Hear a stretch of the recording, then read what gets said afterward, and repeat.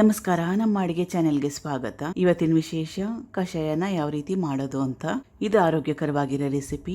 ಇದನ್ನ ನಾವು ದಿನನಿತ್ಯ ಟೀ ಮತ್ತೆ ಕಾಫಿ ಬದಲು ಉಪಯೋಗ ಮಾಡೋದ್ರಿಂದ ಆರೋಗ್ಯದಲ್ಲಿ ಬದಲಾವಣೆ ಬರುತ್ತೆ. ಪ್ರಯತ್ನ ಮಾಡಿ ನೋಡಿ. ಒಂದಿನ 2 ದಿನ ಕುಡಿದ್ರೆ ಉಪಯೋಗ ಆಗೋದಿಲ್ಲ. ದಿನನಿತ್ಯ ಉಪಯೋಗಿಸ್ಬೇಕು. ಇಷ್ಟ ಆದ್ರೆ ನನ್ನ ಚಾನೆಲ್ನ ಲೈಕ್, ಶೇರ್ ಮತ್ತೆ ಸಬ್ಸ್ಕ್ರೈಬ್ ಮಾಡೋದನ್ನ ಪ್ಲೀಸ್ ಮರಿಬೇಡಿ. ಮತ್ತು ಬೆಲ್ಲೈಕನ್ನ ಪ್ರೆಸ್ ಮಾಡಿ. ಇದರಿಂದ ನನ್ನ ಹೊಸ ವಿಡಿಯೋ ರಿಲೀಸ್ ಆದರೆ ನಿಮಗೆ ನೋಟಿಫಿಕೇಶನ್ ಬರುತ್ತೆ. ಈಗ ಕಷಾಯನ ಯಾವ ರೀತಿ ಮಾಡೋದು ಅಂತ ನೋಡೋಣ.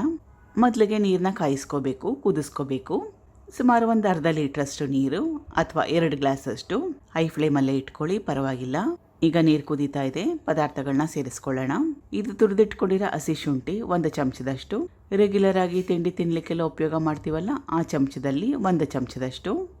ಇದು ಕುಟ್ಟಿಟ್ಕೊಂಡಿರೋ ಕಾಳು ಮೆಣಸು, ಇದು ಕೂಡ 1 ಚಮಚದಷ್ಟು. ಧನಿಯಾ 1 ಚಮಚದಷ್ಟು. ಜೀರಿಗೆ, ಇದು ಕೂಡ 1 ಚಮಚದಷ್ಟು. ಅರಿಶಿನ ಸಣ್ಣ ಚಮಚದಲ್ಲಿ 1/4 ಚಮಚದಷ್ಟು. ಇದು ಬೆಲ್ಲ 2 ಚಮಚದಷ್ಟು. ಬೆಲ್ಲಕ್ಕೆ ಬದಲಾಗಿ ಸಕ್ಕರೆ ಕೂಡ ಉಪಯೋಗ ಮಾಡ್ಬೋದು. ಬೆಲ್ಲ ಮತ್ತು ಸಕ್ಕರೆ ಬೇಡ ಅಂದ್ರೆ ಜೇನುತುಪ್ಪನ ಕೂಡ ಉಪಯೋಗ ಮಾಡ್ಬೋದು. ಜೇನುತುಪ್ಪನ ಉಪಯೋಗ ಮಾಡಂಗಿದ್ರೆ ನೀರ್ಗೆ ಹಾಕಿ ಕುದಿಸಕ್ಕೆ ಹೋಗ್ಬೇಡಿ. ಈಗ ಇದನ್ನ ಕುದಿಸ್ಕೋಬೇಕು ಲೋ ಫ್ಲೇಮಲ್ಲಿ ಇಟ್ಕೊಂಡು.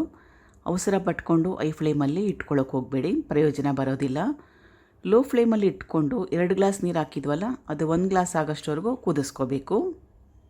ಇದೇನು ಪದೇ ಪದೇ ಕಲಸೋ ಅವಶ್ಯಕತೆ ಏನಿಲ್ಲ. ಸುಮಾರು ಒಂದು 20 ನಿಮಿಷ ಬೇಕಾಗುತ್ತೆ. ಈಗ ಇದಾಗಿದೆ, ಅರ್ಧದಷ್ಟು ಆಗಿದೆ. ಗ್ಯಾಸ್ ಸ್ಟವ್ನ ಆಫ್ ಮಾಡ್ಕೊಳ್ತಾ ಇದ್ದೀನಿ. ನಾನು ಮೊದಲೇ ಹೇಳ್ದಂಗೆ 2 ಗ್ಲಾಸ್ ನೀರು ಹಾಕಿದ್ವಲ್ಲ, ಈಗ 1 ಗ್ಲಾಸ್ ಅಷ್ಟು ಆಗಿದೆ. ಇಷ್ಟು ಸಾಕು. ಶೋಧಿಸ್ಕೊಳ್ಳೋಣ. ಈಗ ಇದಕ್ಕೆ ಹಾಲನ್ನ ಸೇರಿಸ್ತಾ ಇದ್ದೀನಿ, ತಣ್ಣಗಿರೋ ಹಾಲು. ನಿಮಗೆ ಹಾಲು ಹಾಕೊಳ್ಳೋದು ಇಷ್ಟ ಇಲ್ಲ ಅಂದರೆ ಹಾಗೆ ಸೇವನೆ ಮಾಡ್ಬೋದು, ಹಾಗೆ ಕೂಡ ಚೆನ್ನಾಗೇ ಇರುತ್ತೆ. ಹಾಲು ಹಾಕೊಳ್ಳೋದ್ರಿಂದ ಹೆಚ್ಚಿನ ರುಚಿಕರವಾಗಿರುತ್ತೆ. ಟೀ ಕಾಫಿ ಕುಡಿಯೋ ಥರ ಅನಿಸುತ್ತೆ.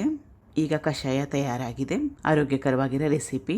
ಇಷ್ಟ ಆದರೆ ನನ್ನ ಚಾನೆಲ್ನ ಲೈಕ್, ಶೇರ್ ಮತ್ತು ಸಬ್ಸ್ಕ್ರೈಬ್ ಮಾಡೋದನ್ನು ಪ್ಲೀಸ್ ಮರಿಬೇಡಿ. Thank you for watching. ಧನ್ಯವಾದಗಳು.